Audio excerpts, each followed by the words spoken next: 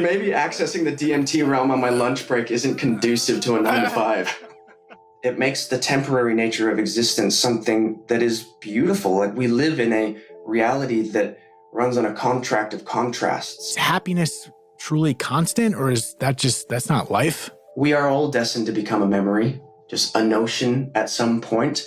And so can we look this thing in the face and say, I see you, I hear you, and because of you, I'm going to live.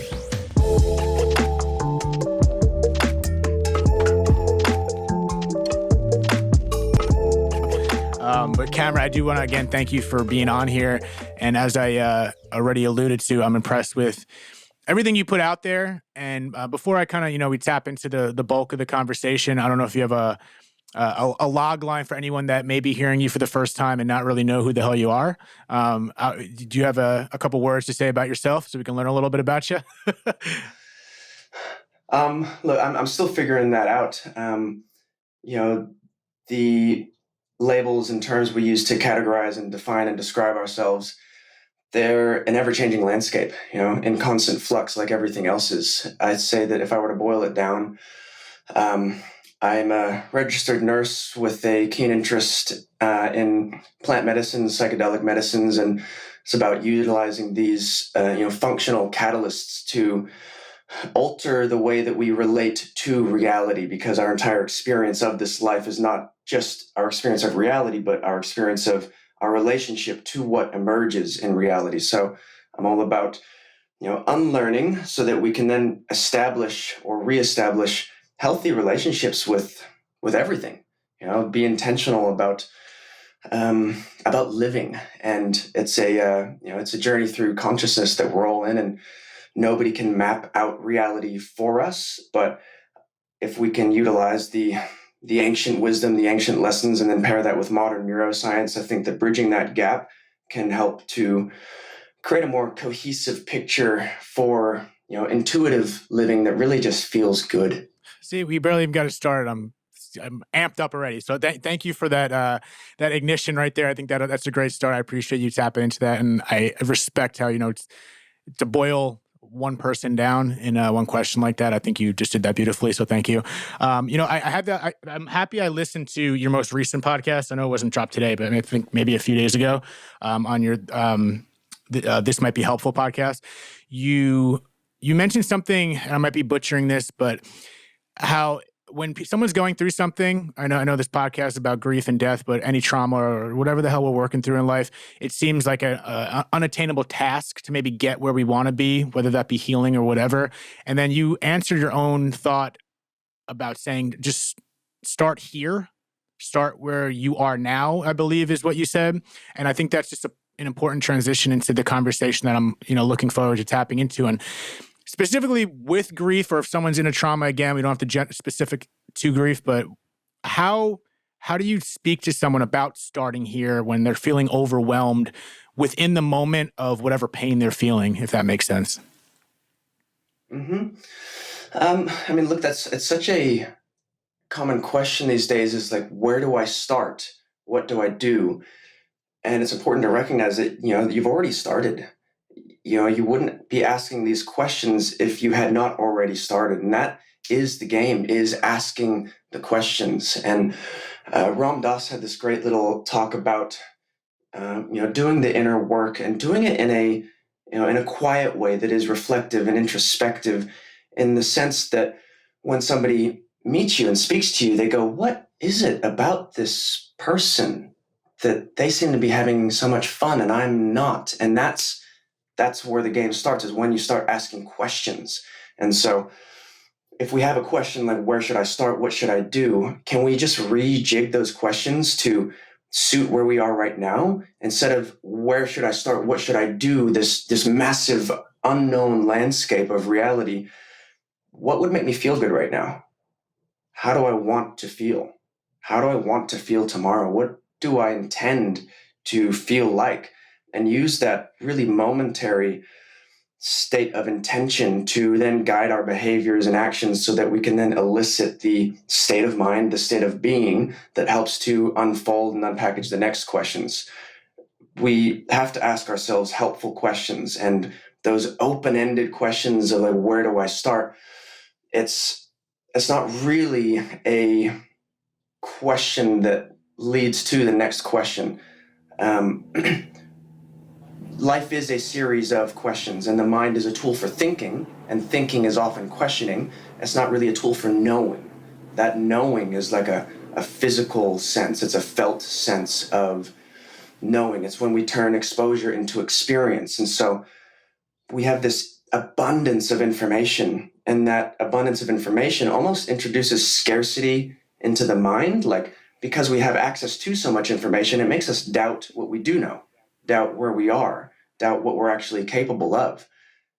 We hear all of these things like, look at the sun, have cold showers, move your body. And people know this on a intellectual level, but how do we bring that into a experiential level? How do we use, even if you don't think it's very much, use what little we know and act on that in a way that is intentional, with my intention usually to feel better.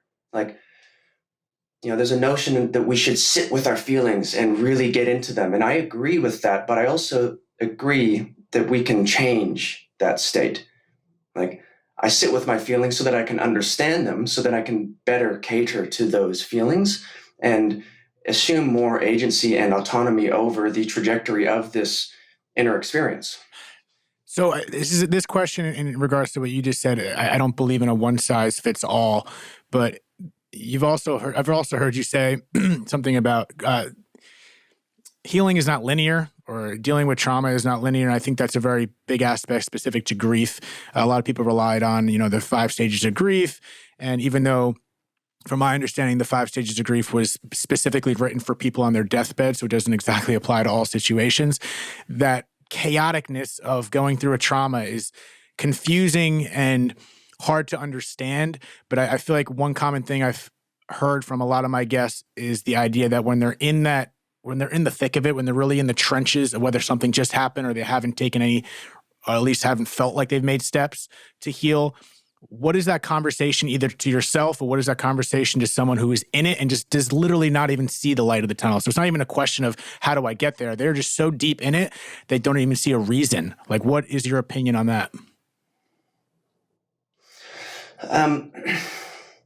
There's an element of patience and grace and compassion to bring into our own experience.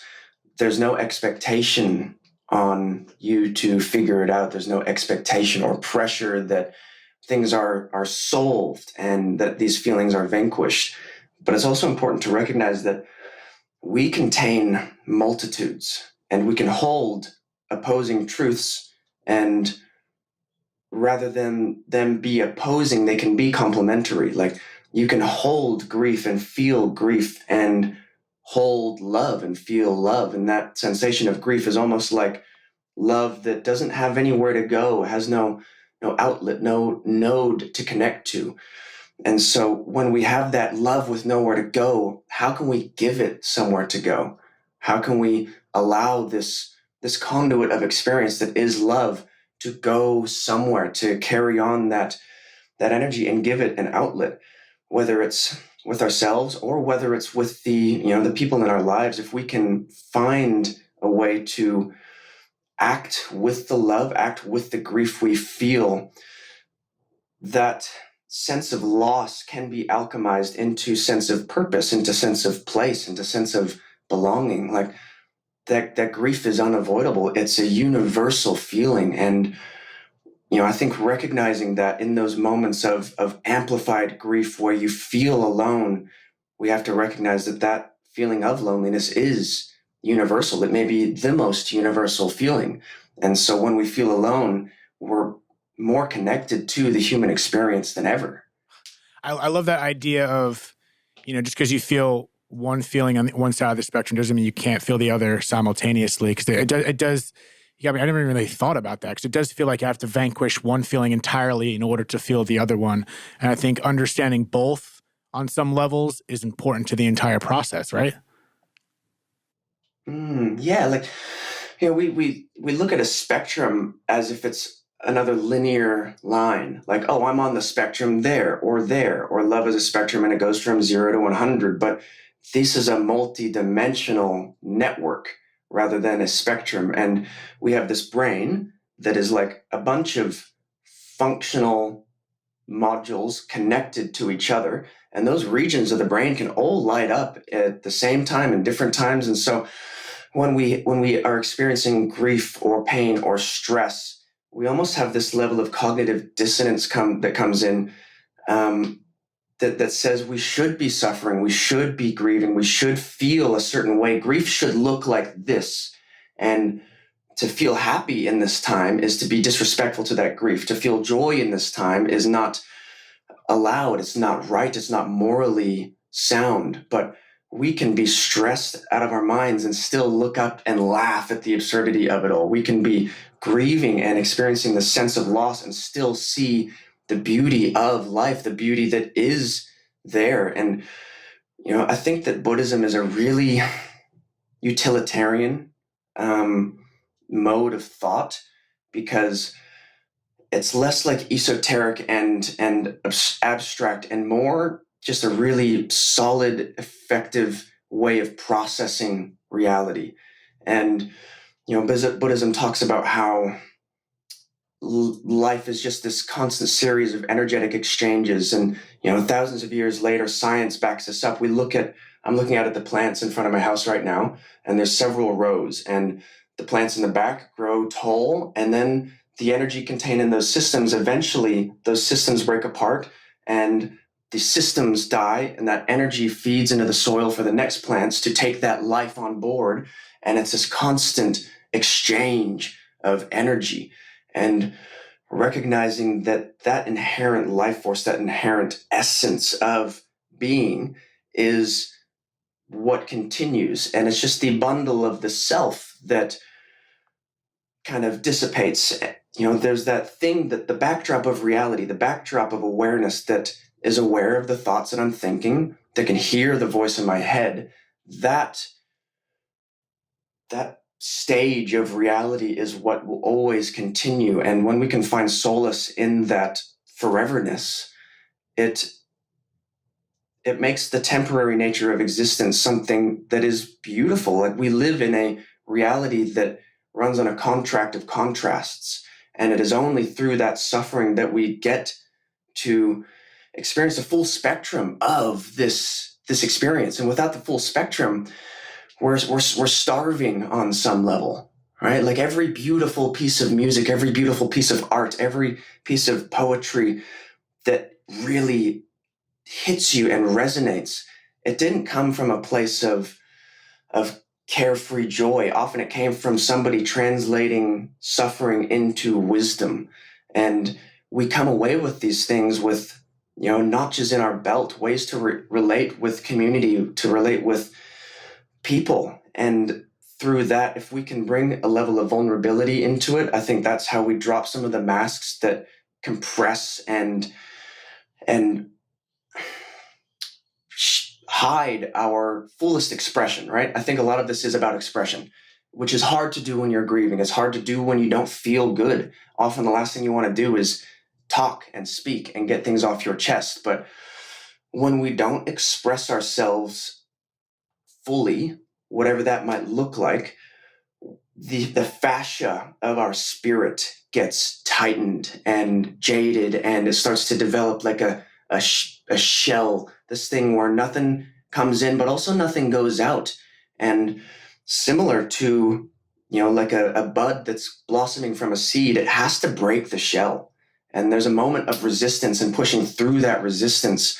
But there comes a time when the pain of staying compact and bundled up in that seed is too great, and we need to break free.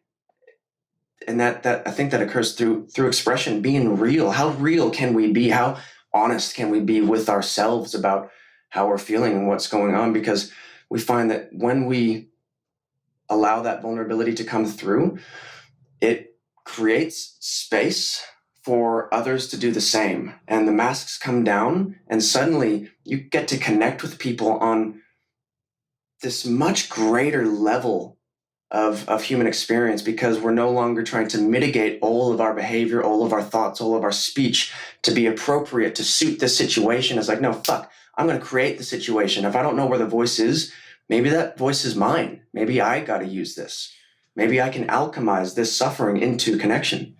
So when you talk, hopefully my interpretation isn't butchering everything you just said, but in regards to that exchange of energy, is that in relation to just, and everything you just said, that contrast of life, the way it ebbs and flows, and that ebb and that flow and one side of the spectrum support each other. And it's important to recognize that. And that is part of the process. And when you talk about the mask, is that mask, or I guess maybe there's many masks, but the first thing that jolted into my head is kind of this mask that I feel like we have to be, like, happiness is a constant. Like I am far from thinking happiness is a constant, and in position to what you just said, how can happiness be constant when life is an energy of as an exchange of energy, and it does ebb and flow? So I think it's part of the process and kind of partnering with joy. You know what I mean? So like is happiness truly constant, or is that just, that's not life? I think there's so much emphasis placed on happiness, which is this wildly subjective, notion, this effervescent experience. And it's, the challenge is that we were not wired to be happy, because happiness served no survival utilization. It didn't help us stay alive. We were wired to be not sad creatures, but certainly on edge. We don't have the same tools of danger. We have this mind, and this mind is always alert for the risk. It's always alert for the danger. To be happy is to kind of have certain aspects of our awareness dimmed down, like that amygdala, that thing that is this threat detection system. In that state of happiness, threats are not perceived with the same degree of risk. I think that focusing on contentment is a more practical place to start, because contentment can be invoked and experienced and acted as more of a constant than happiness. Like, things can go mad and I can still be content with this. Contentment is not this elation. It's an acceptance and a presence with what is, without fighting against what is, without wishing that things could have been, would have been, should have been different, that they could be, would be, should be different in the future. Where are we now? How can we start with where we are? Can we invite a sense of, okay, this is where we are right now? That emotional spectrum, it's what brings us deeper into reality. It peels back the layers of perception, and we're granted with this raw, felt presence of reality. And when we're fighting against what is, then we create this tumultuous environment within the self. And within Buddhism, they talk about don't shoot the second arrow. So life shoots the arrows at you. You get pegged somewhere, and you're like, ooh, that hurt. I got rejected. Ooh, that didn't turn out how I thought it would. Ooh, I don't know what I'm doing. And it's like we shoot the second arrow by judging ourselves for not knowing what we should be doing, by judging ourselves for feeling rejected, by judging ourselves for getting angry, getting sad, for not being able to perform at a certain peak of human behavior. But if we can notice when we're about to shoot the second arrow and go, wait, no, that original sense of pain is enough. I can work with this. I can accept this. I can give myself fully to this state. I can surrender. And through that surrender, we allow some of the resistance to what we're feeling to drop away. And when the resistance drops away, beyond that wall that we perceived before, there's only so much more sensation. Like, the resistance is what amplifies the discomfort, because it's our own discomfort reflected back at us. And in that process, it's like it gets faster, it gets bigger, it gets more serious. But then when we look at that resistance to what we're feeling and go, okay, hang on, what's going on here? What could be beyond this wall? Let me take a peek. And you go through it, and you find that field of sensation and experience, there wasn't much more beyond that wall. That the greatest discomfort was the resistance itself. And when we get to continually recognize where we have resistance in our lives, whether it's through conversations that we have with people that trigger us or inflame us, or whether it's the avoidance of certain discomforts like moving your body or sitting still, when we start to look at resistance as the radar, as like, that's where I should go, that's where I should look, that's when we start to become real masters of this domain, real, navigators, frontiersmen of this map of reality. Yeah, that's it. I feel like I was having flashbacks of all the shit I've gone through in my life and trying to put on that radar of resistance, because it's so true that resistance really is a good tell and a good flag for maybe the areas that need the most quote unquote work, for lack of better terms.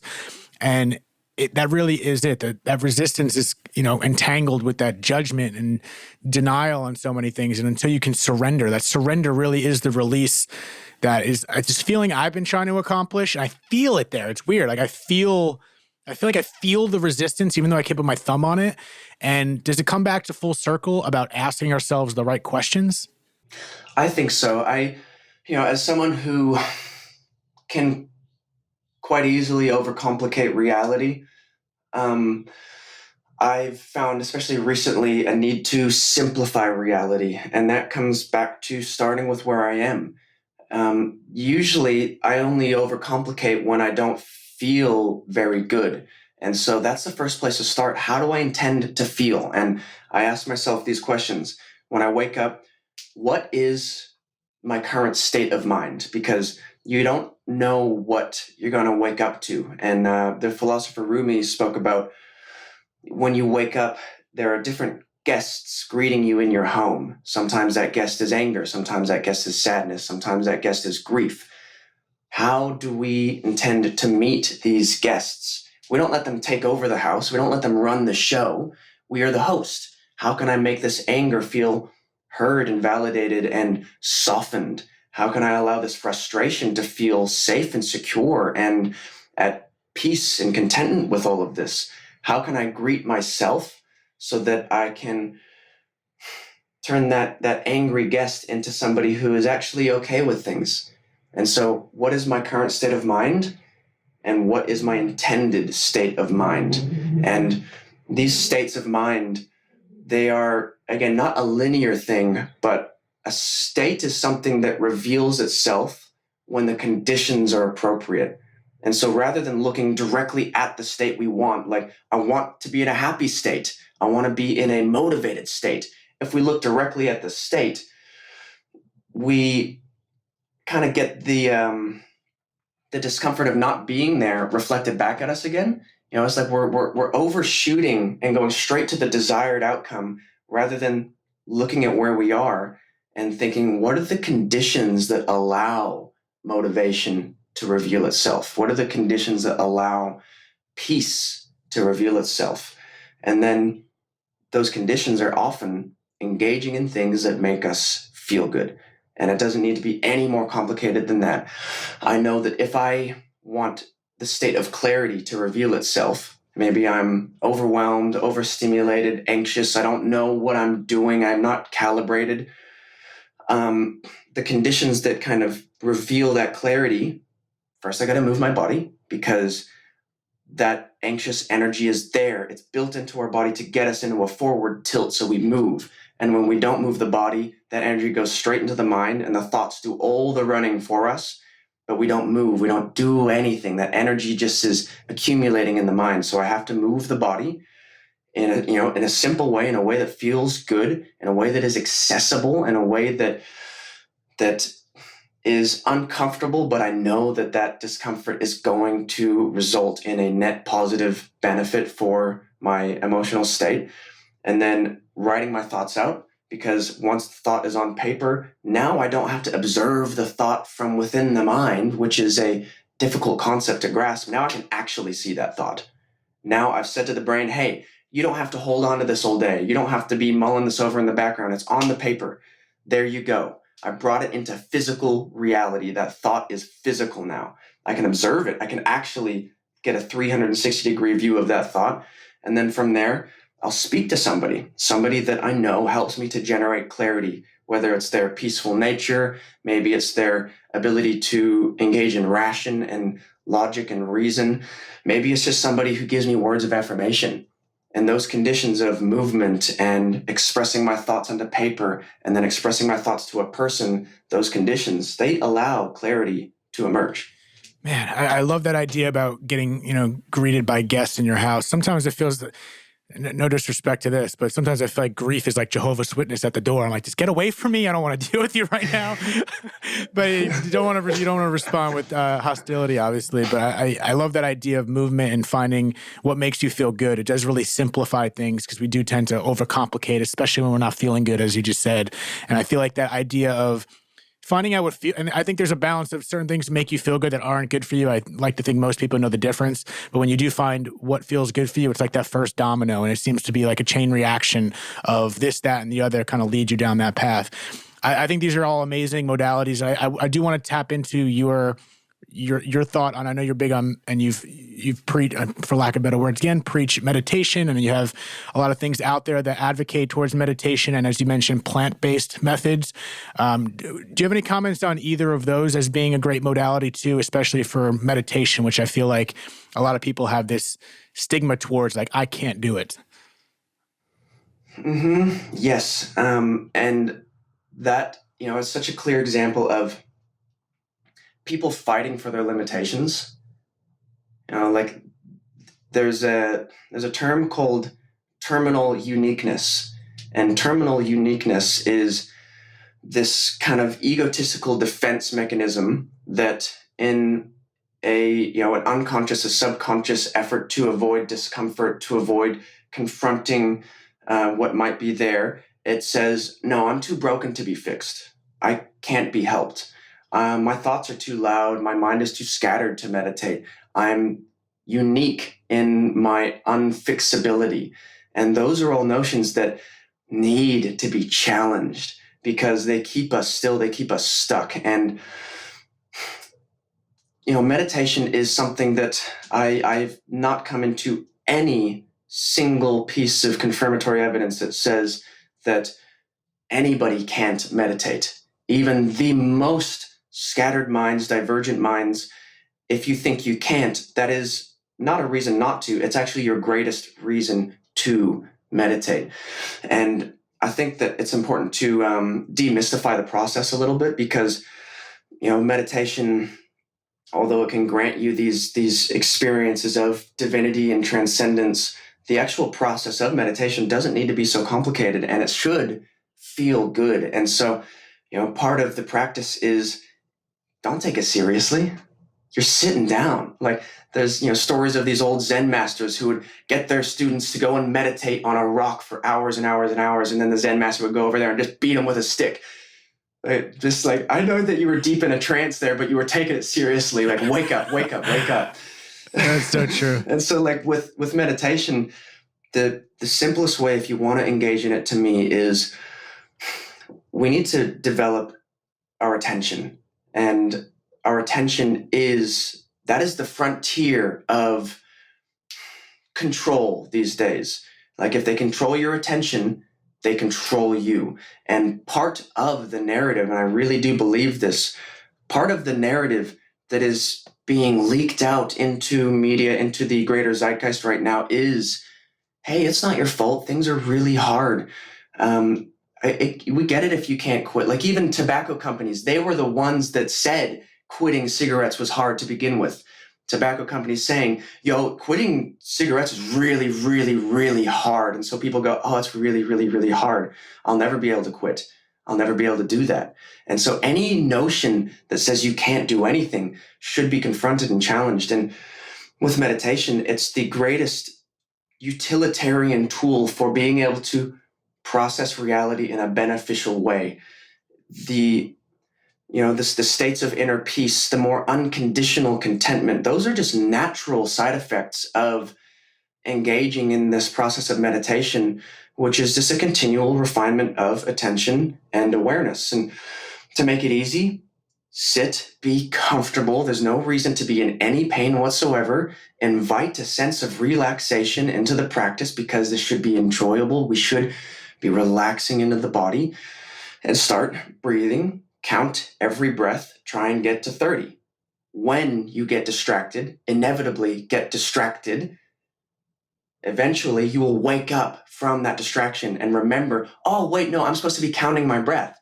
And when you wake up from that distraction, celebrate that shit. Go, congratulations, you just woke up from the wandering mind. Go back to 1. Start again. Don't pick up where you left off. Begin again. And that process, at first you don't, the first couple of meditation sessions, you set a timer for 5-10 minutes, something achievable, accessible. Do not get up until that timer goes off. And the first couple times of meditation, you get to 15 and 17 and you keep having to begin again. Anytime you get frustrated, remember to invite the sense of relaxation. Don't take it seriously. This is a practice. Enjoy yourself. But you'll start to get to 30 and 30 and go, damn, this is pretty easy. And then the subconscious mind starts counting for you. And then you're sitting there going, what the fuck?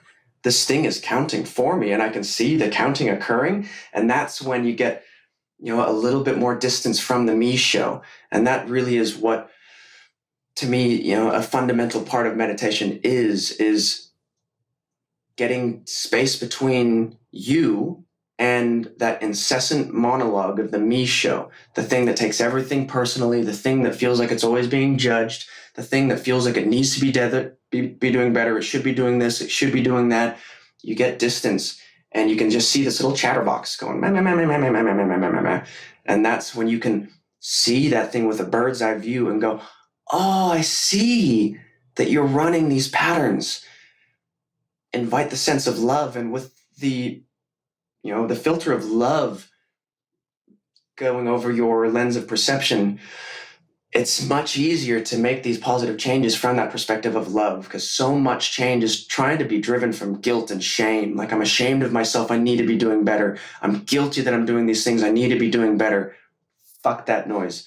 Guilt is an effective motivator, but only for so long because it's externally motivated. But love, that's an intrinsic process. It's like, I love that these patterns have done the best they could to help me survive. I love that these patterns have allowed me to navigate an experience that I didn't decide to engage in. I just got thrust into it. I love that this ego is doing the best it can to point out what might be good for me. But now that I see it, I can actually give it some informed guidance. I can say, yo, this is actually what we care about. Oh, man. And with that intention, that's where intention comes into it. Intention gets your subconscious mind on your side. Yeah, it's so interesting because, first of all, I love the fact that you're saying don't take it so serious. You're literally just sitting down, because it's so crazy the pressure we put on ourselves and the simplest notions. And you made me think about that chatterbox that goes off. The one thing I pulled from a book called Untethered Soul, he mentioned something about the voice in our head is like that roommate that we have, that nuisance of a roommate. And if you had that person in your apartment or your house talking all this shit to you, saying all this crazy stuff that we constantly speak to ourselves, like, you tell this guy to either get out of here or like relax, or you wouldn't take him seriously or whatever. However you said it, I'm probably butchering it, but it's so that analogy was so important to me on how that is how we talk to ourselves. And how would you handle that person in your own house talking to you like that? Yet we so constantly allow ourselves to talk to us like that. And that I love the way you frame how important is the conversations of ourself. And I believe in meditation, and I have been so undisciplined myself, if I'm being completely honest, on doing that, because I do almost take it too seriously. I don't know if it's the nature of being human or just my competitive nature, but I do sit down. I even sometimes struggle with just setting an intention, because I have so many things going on. I'm like, oh my God, I got to pick one intention. I'm just sitting down and not take it so seriously, because I'm taking that with me to the grave. So thank you for that. Well, I do want to ask you a personal question. Have you had a certain low in your life that you felt the biggest obstacle in your own personal life that you've had to overcome and apply these modalities that you speak of? Not an isolated event. I don't think that that what I've done has come from a place of needing to have overcome some like isolated thing. I think that a lot of this has come from maybe feeling rarely growing up did I feel a sense of fitting in. It was always like I could fit in. I could easily, like, socially dynamic chameleon. I could go into any situation and nobody would ever sense that I don't feel like I belong there. But that sense of belonging was never really there. And, my entire life I would live between countries and go back and forth, which was a gift, a real blessing. But in those moments, it's like as a kid, the embers of friendship need more consistent stoking in order to become that fire. And it's like every time, a few months there, never having any sense of consistency and place. And so, a lot of these things have become this effort to connect in some way, to understand more about this. And if I don't feel connected, how can I become connected? And, there's also, elements of like neurodivergency and not realizing that many of the things that I was doing were just essentially me self-medicating without realizing it. Like I've even had moments with breath work where I go like, oh shit, dude, you're just using this to get high, aren't you? Like this isn't Well, that's sick. like, so maybe accessing the DMT realm on my lunch break isn't conducive to a 9 to 5. You want to do that from 6 to midnight, I think, or whatever. Teach their own. I've been there. Believe me, I've been there. I don't hope I didn't. Hopefully, I didn't just cut you off there. I don't know if you have anything more to say on that, but No. I do want to ask you three. I have these 3 questions. So I started this Dead Talks on the Street series that I've been asking people, quite random strangers in the street, and it's just been so amazing. So I thought I'd bring those 3 questions to the podcast. And obviously, there's never a wrong answer. My first question that I would like to ask you is: Have you experienced any loss in your life, no matter how close or far away it's may been? Yeah. Is there anyone that stands out the most? I think.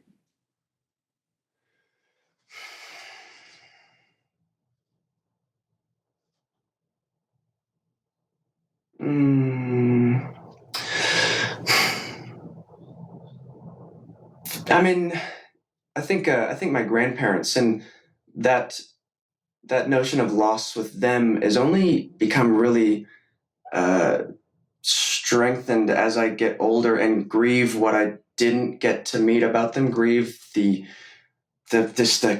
family that they were, the lessons they had, the experiences they held, the journey they went through to bring me into existence. I know nothing about any of it, and that sense of loss can come at you in weird times when you reflect back and go, I wasn't there. I lost what I never knew I could have had. So I think that much of my significant grief is on the horizon. It's yet to manifest fully.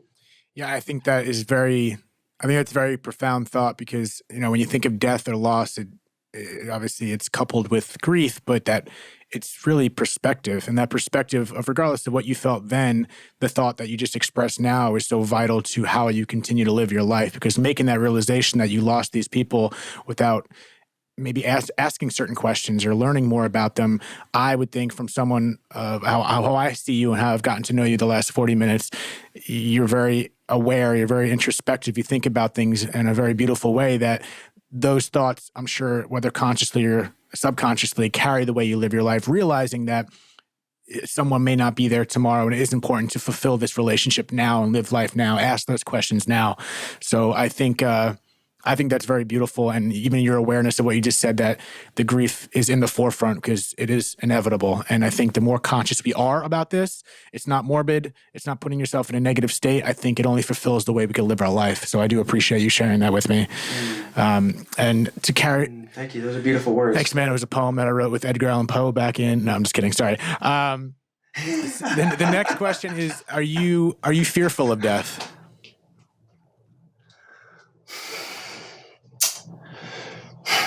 My initial answer was no, but that's contextual based upon the way that I feel, right? Because I think ultimately every fear comes back to death, comes back to this confrontation of mortality and the temporary nature of this experience. And like I engage in things that bring you closer to death, like the most incredible, the deepest flow states I've ever had, where when life is on the line, like you're running a section of whitewater on a river that you've never been in before, and you do not know what's around the next bend, or when I'm riding motorcycles and you're just like pinned behind somebody's line, and to have a moment of distraction is to lend yourself into the arms of death.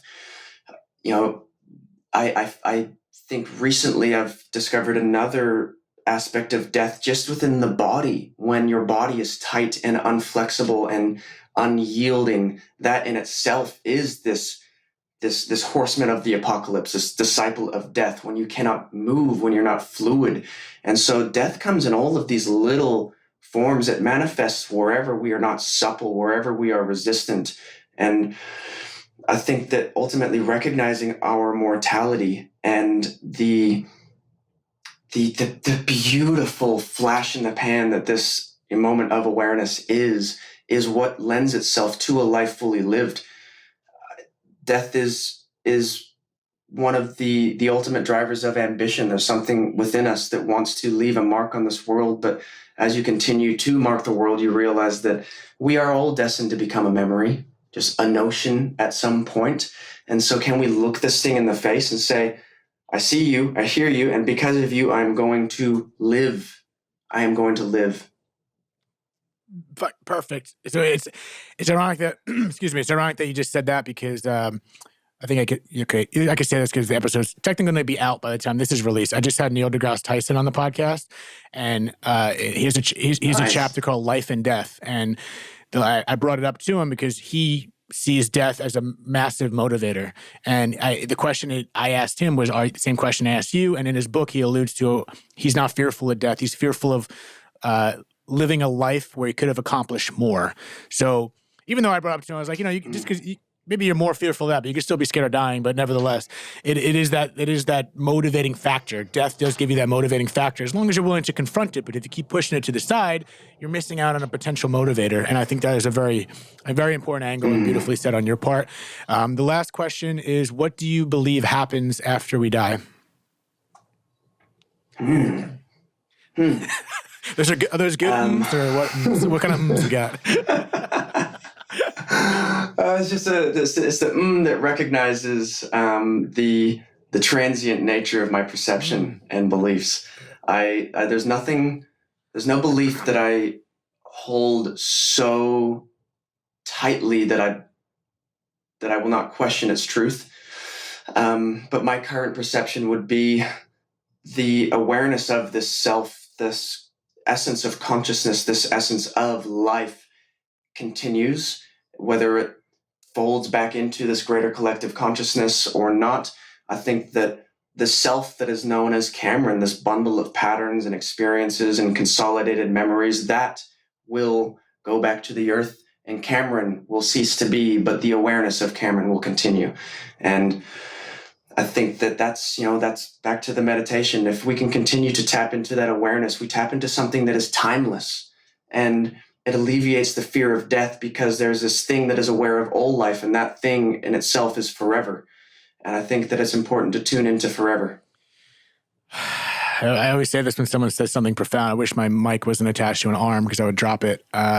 Thank you for contemplating all those answers and answering them. What I can tell is very truthful. So I appreciate you opening up. And I do love the idea that you're not attached to a specific idea and that, you're subject to change, because I think that is especially in today's climate, I think that's a very important notion to, have your beliefs, have your stances, but always be willing to learn a different perspective. And that's why I love talking to someone like you, because, you offer angles and sides of a coin that I may have never seen. So that is the beauty of conversation and being open-minded. So thank you. Listen, man, I want to thank you one more time for being on here. It's always a funny transition to say, please plug whatever you may plug in a conversation about death and life. But I would love people to check out This Might Be Helpful podcast. So if you want to drop anything else you got going on so people can find you, I'll of course put your information in the show notes, but feel free to, as they say, have any last words before we bow out. Thanks, man. There's a brilliant interview. I really, really enjoy just the conscious stimulation that you brought to the table here. Now you have me thinking about all these things, and I might have to go and meditate on death, just because that makes you feel alive. And I was speaking to my buddy a few days ago, and I said that I do feel most alive when I'm actively dying. When you are pushed to the max, you get to expand those boundaries of what was possible. So that form equals freedom, and you are farther away from death than you think, as long as you keep chasing it in your day-to-day. If you want to listen to my podcast, This Might Be Helpful. You can hit me up on Instagram at Cameron Rosin. I do some meditations released, but other than that, I think that if anybody were to just follow that protocol of counting your breaths, and you can absolutely become a professional meditator without any guidance whatsoever. So go and live, have fun. Thank you for having me. Of course, man. Guys, for anyone that's still listening, I really do check him out. Check out his podcast. His posts are incredible. They're just daily reminders that have honestly helped me, and I sometimes don't even know that I need it. So it's very calming. It's collective. It's all the great adjectives I could find in a Webster dictionary. So go check them out. And I want to thank you guys for tuning into another episode of Dead Talks. Until next time. Thank you so much for tuning in to another episode of Dead Talks. Please do not forget to hit the subscribe button and also the notification bell. That'll give you updates as to when we post a new video, more episodes, and more content in general. We are streaming on all the major podcast platforms, including Apple, Spotify, iHeartRadio, Pandora, and all that. And also find us on Instagram at Dead Talks Podcast or www.deadtalks.net. Thank you so much.